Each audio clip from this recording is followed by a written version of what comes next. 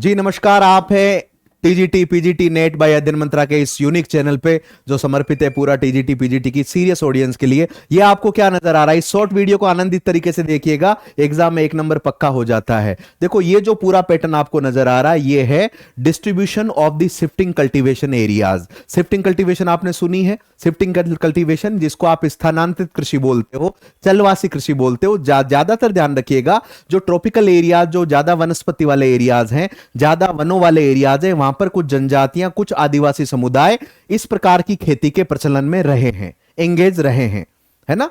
वो आपने सुना है कि भाई इसको स्लेश एंड बर्न एग्रीकल्चर भी कहा जाता है।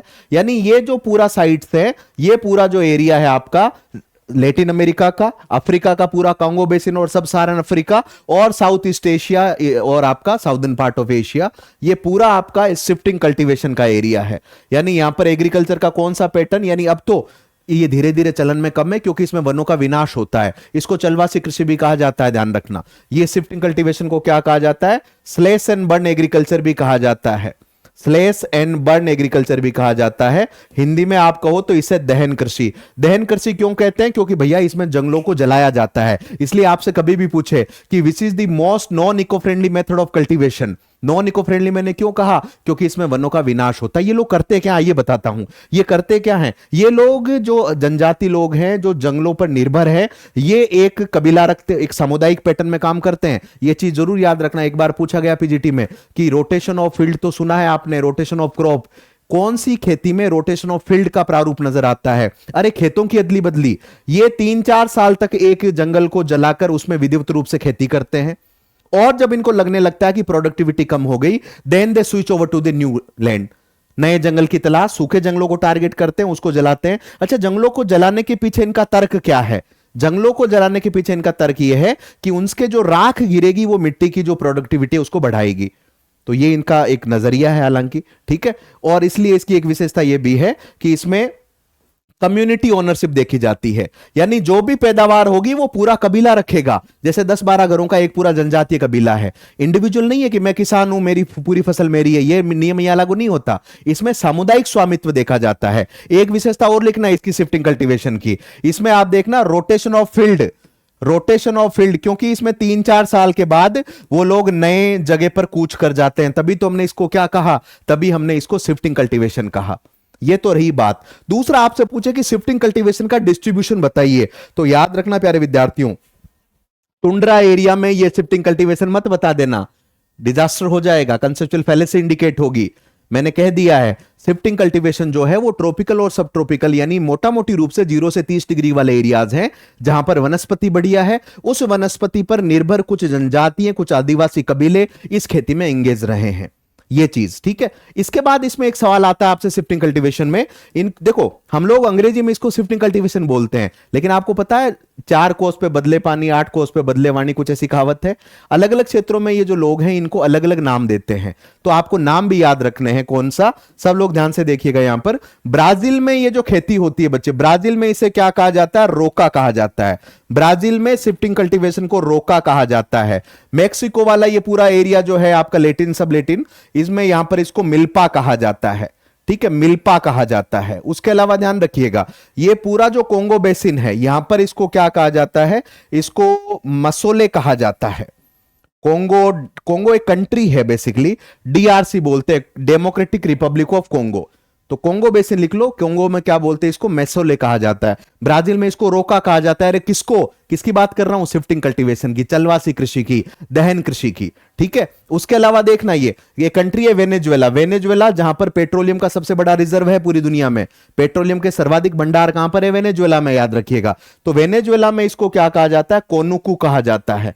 क्या कहा जाता है? कोनुकू कहा जाता है। वेनेजुएला में लिख लीजिएगा, ठीक है। उसके अलावा देखो और भी आप इसमें अगर बात करें तो फॉर एग्जाम्पल भारत में, इसको मैं अलग से लिखा देता हूं, आपको एक लिस्ट बना लीजिएगा ताकि इस पूरा वीडियो का बेस्ट फायदा हो आपको, ठीक है।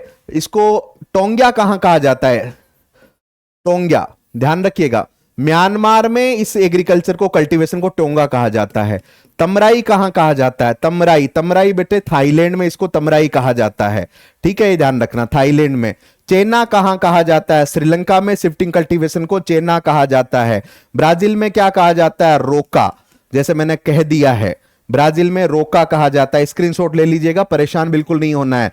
मिल्पा कहां कहा जाता है? मिल्पा कहा जाता है सेंट्रल अमेरिका, जो ग्वाटेमाला, जो सेंट्रल कैरिबियन आइलैंड, ये जो पूरा एरिया है इंक्लूडिंग मेक्सिको, तो ये सेंट्रल अमेरिका लिख लीजिएगा। उसके अलावा मैंने कहा कि यहां पर आप देखो झूम कहां कहा जाता है? झूमिंग या झूम, ये भारत में, भारत का कौन सा ज्यादातर ट्राइबल एरिया है? अरे पूरा जो नॉर्थ ईस्ट वाला एरिया ट्राइबल ही है, नागालैंड, मणिपुर, मिजोरम, त्रिपुरा, ये सारा एरिया। तो पूर्वोत्तर भारत में इसको जरा झूम झूम याद रखना। पूर्वोत्तर भारत में, नॉर्थ ईस्ट इंडिया में इसे क्या कहा जाता है? अब इंडिया में भी अलग उठा लो, इंडिया में राजस्थान में इसे वालरा कहा जाता है। राजस्थान का जो डूंगरपुर बांसवाड़ा वाला जो आदिवासी एरिया है, वहां पर भी ये शिफ्टिंग कल्टीवेशन प्रचलित रही है, वालरा कहते हैं। महाराष्ट्र में पश्चिमी घाट में इसे क्या कहा जाता रहा है? इसको कुमारी कहा जाता है। एक लिखना देप्पा, इसी का नाम है। छत्तीसगढ़ के बस्तर में, अब तो बस छत्तीसगढ़ में चला गया, बस्तर छत्तीसगढ़ में इसको देप्पा कहा जाता है। एक लिखना पूडू, साउथ इंडिया में इसे पूडू कहा जाता है, याद रखिएगा पूडू। तो ये भारत में भी इसके डिफरेंट कनोटेशन देखो, एक है लेकिन इसने कितना रायता बिखेरा है आपको पता है, और ये चीजें कई बार आपसे पूछी जाती है। रुकना मना है, मेरी क्लास में रुकना मना है, देखो आगे बढ़ते रहना। लदांग और लिखिएगा, लदांग आपकी एनसीईआरटी भी बोलती है। अरे मलेशिया, इंडोनेशिया में इसे लदांग कहा जाता है, ठीक है। इंडोनेशिया में दो द्वीप है, एक तो है जावा और एक है सुमात्रा, जावा और सुमात्रा। तो जावा में ये जो खेती है इसको हुमा कहा जाता है, और सुमात्रा में इसे जूमा कहा जाता है। हालांकि ये इतना महत्वपूर्ण नहीं है, इसको छोड़ दीजिएगा, ठीक है। उसके अलावा अगर मैं बात करूं आपसे, रे, वियतनाम में इसे रे कहा जाता है, वियतनाम में इस शिफ्टिंग कल्टीवेशन को रे कहा जाता है, ठीक है, ये ध्यान रखना। उसके अलावा तावी, तावी ये जो अफ्रीका है, यहां पर एक आइलैंड है मेडागास्कर, मेडागास्कर में इसे तावी कहा जाता है। तो मैं चाहता हूं ये सारे नाम भी आप याद रखें, ये सारे these are the different connections of the shifting cultivation. ये सारे किसके? Shifting cultivation. चलवासी कृषि के अलग अलग नाम है, अलग अलग क्षेत्रों में। विश्व सहित आप पूरे भारत में इनके क्या क्या संबोधन है वो भी याद रखिएगा बेहतर तरीके से। और जैसे मैंने आपको बताया कि ये सारा जो एरिया है, ये आपका जो ट्रॉपिकल बेल्ट है पूरा, it is being the identical part of the shifting cultivation site. हालांकि ध्यान रखना, अगर हम समय के साथ बात करें तो इसका प्रचलन कम हुआ है, क्योंकि इसका एक जो माइनस पॉइंट है जिसमें वनों का विनाश, जिसके प्रति सरकारें संवेदनशील है। And we can say yes, it is one of the very primitive method of agriculture. इसको अगर आप इस शैली में रखें तो ये जीवन निर्वाह कृषि पद्धति है।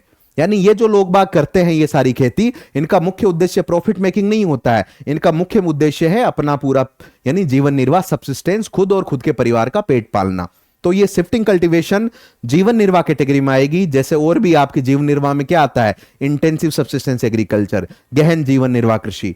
ये शिफ्टिंग कल्टीवेशन भी सब्सिस्टेंस का पार्ट है। हालांकि बिना किसी डाउट के हम ये कह सकते हैं it is the very old, very primitive method of the non agriculture, जिसमें ना कोई मशीनीकरण है, ना मशीनें हैं, ना कोई साइंटिफिक, ना फर्टिलाइजर, इसमें किसी तरह का नहीं है। पूरी तरीके से बहुत ही कृषि का पिछड़ा हुआ प्रारूप है, ये ध्यान रखना। और समय के साथ इसका चलन कम हुआ है, यानी but there was a time जहां पर ये अलग अलग क्षेत्रों में, जो मैंने कहा, ये कृषि पद्धति बहुत ज्यादा फेमस रही है।